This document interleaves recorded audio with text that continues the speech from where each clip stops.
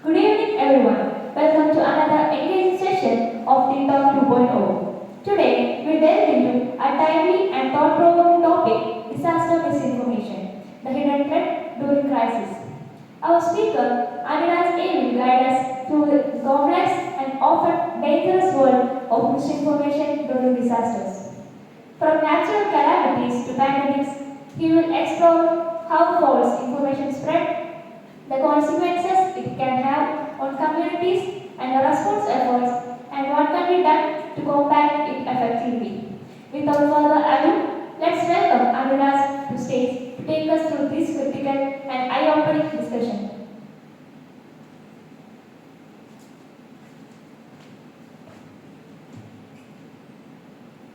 Good afternoon, everyone. So, the topic I'm gonna say about today is disaster misinformation. So, actually, after or during a disaster, a wrong information that affects the disaster is known as disaster misinformation. So, what if I told you that in the middle of a deadly flood, a single WhatsApp forward may cause more danger than a water itself. So, in a world drowning in data, it's not just the disaster we fear, but the lies we tell during them.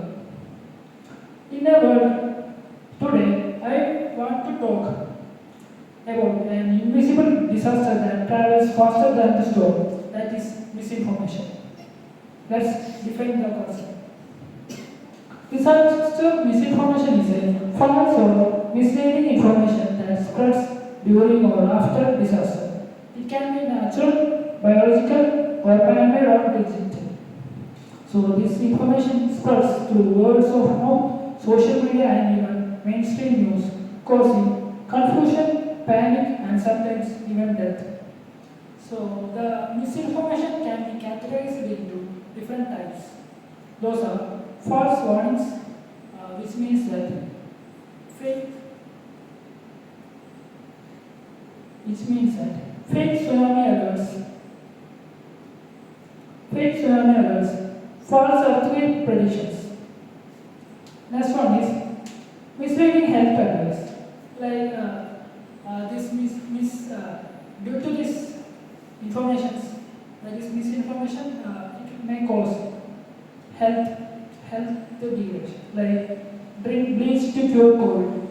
There was large propaganda during the time of COVID-19. Like many religious groups came forward by saying that by drinking cow's urine, that is gomutra, will reduce cure is a cure from this COVID.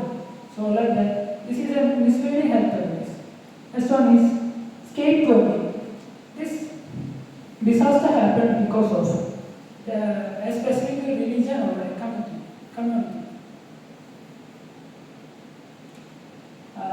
Fake rescue news.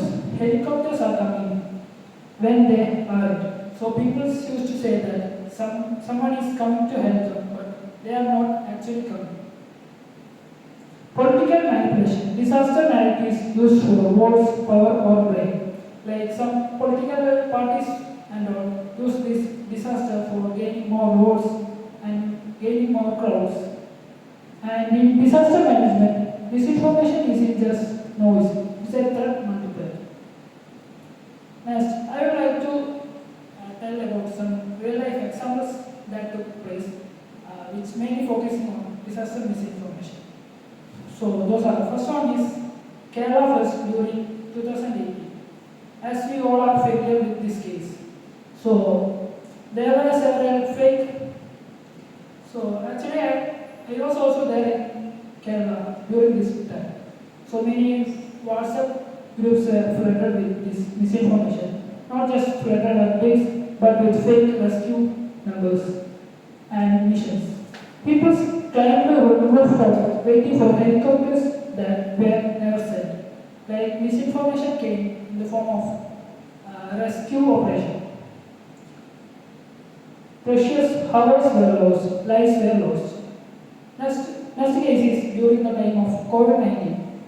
So, as I have already said, there are myths like uh, this COVID cures COVID and led to more chaos.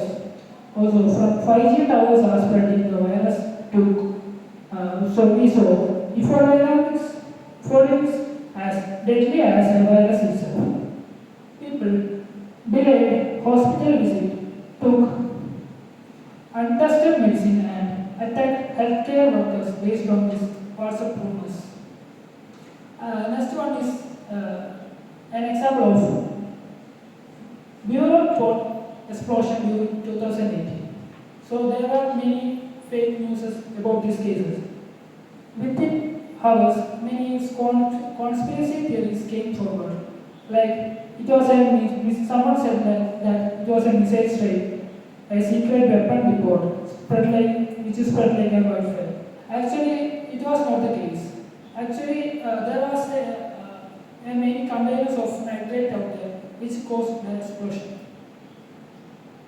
Emergency response teams were harassed during these events. Rescue workers had slowed, trust in government collapsed. And another example is Maui wildfires. Maui wildfires, which happened in 2023. Actually, Maui is an island which is situated in the Hawaii Islands. So many false maps, edited videos, and fake AI-generated evidence said the wildfires were caused by secret weapons. People ignored evacuation orders, emergency lines were jammed with calls based on lies. So, why does this misinformation spreads? So, why do people believe and spread misinformation during this crisis? So, the major causes are first one is fear and uncertainty. In a disaster information, which is called survival, people try to seek more information during a crisis. That is the major drawback or major cause for getting this misinformation. Like when official information is slow or unclear, people turn to friends, influencers, and even strangers. So it's cognitive bias. We believe that what fits our worldview, a conspiracy theories will believe a flood is an man-made. A religious extremist will say it's a divine punishment. Even in the case of India, due to some religious norms, even in Hindu culture and also, people still believe that lightning is the creation of God Indra. Like that, people said that this creation is for punishing the false peoples, for people who are doing the sins. Like people tends to spread misinformation way more faster.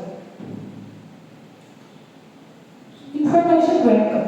When authorities don't communicate early and clearly, misinformation fills the gap. So people tends to get more information during the crisis. So when there is not an official order, people try to find information from different sources.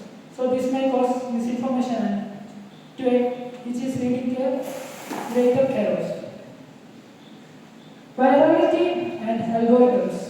Social media platforms reward engagement, not truth. Outrageous rumors travel faster than boring facts. Misinformation spreads because it's emotional, it's immediate, and it feels empowering. So, what are the consequences of this information? So, when lies kills, let's be clear. This is not just about bad data, it's about daily outcome. So, major causes are delayed response. In Nepal's 2015 earthquake, fake roadblock notes delayed rescue convoys. Mental health impacts. Constant fake alerts cause panic attacks, anxiety, and disaster fatigue. Mob violence. In Assam and Tamil Nadu, rumors about child abductors during flood led to mob lynchings. Medical overload. During pandemic, fake miracle cures led to poisonings and hospital overcrowding. Next one is loss of trust. Once the public loses trust in official sources or future alerts, real or fake are treated the same, and that's a recipe for collapse. So let's discuss what can we do to stop this spread of this misinformation. So what can we do? Now the big question is what the way forward as a cure against this problem. So the first point would be communicate early and clearly. Governments and disaster teams must flood the zone with credible, consistent updates. Digital literacy for all. We must teach citizens how to verify sources, spot deepfakes, and question viral forwards. Crowdsourcing with caution. Use digital one-days and community radio, but always with moderation and fact checks. Tech company accountability. Platforms like Meta and X must flag misinformation faster during crisis. There should be a mechanism to stop this type of misinformation in technological or social media platforms. Include misinformation in DRR plans, it is disaster risk reduction plans. This disaster preparedness isn't just flood and shelter. It also informs defense. So let me leave you with this. A flood may rise in rivers. A fire may rise to forests, but a rumor rises in herds and mines. And that may be most dangerous disasters of all. In every emergency, ask not just what's happening, but also who told me this and why. Because in a world of chaos, truth isn't just power, it's survival. Thank you.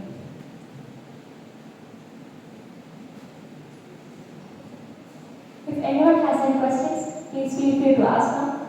We welcome your inquiries on the role of misinformation during disasters, the psychology behind its spread, or how we can promote accurate communication in times of crisis.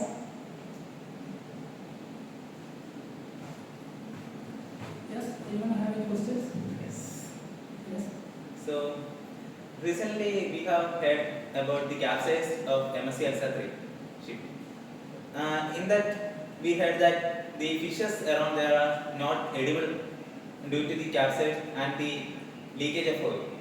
And today I heard that the Kufos said that it is completely edible for eating fish. So is this a part of misinformation? No, the news from this UFOs is actually a right information. So many people spread this misinformation in the form of like these are not edible. It contains harmful chemicals and all. If we eat this, it may cause us a serious illness. So actually, Kufosis is an official site, so we should trust them. Yes. Which is the trustful source we depend on the information? As I have said earlier, we should trust only official sites and websites.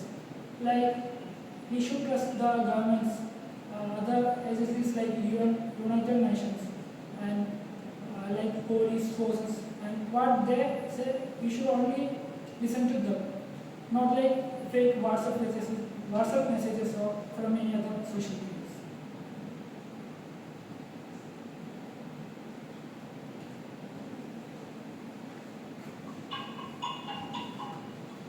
Thank you, Anuraj, for that compelling presentation on disaster misinformation, the hidden threat during crisis. Your discussion shed light on a crucial and often overlooked challenge that can undermine even the most well-planned disaster responses. Understanding this threat is a key to building a more resilient and informed society.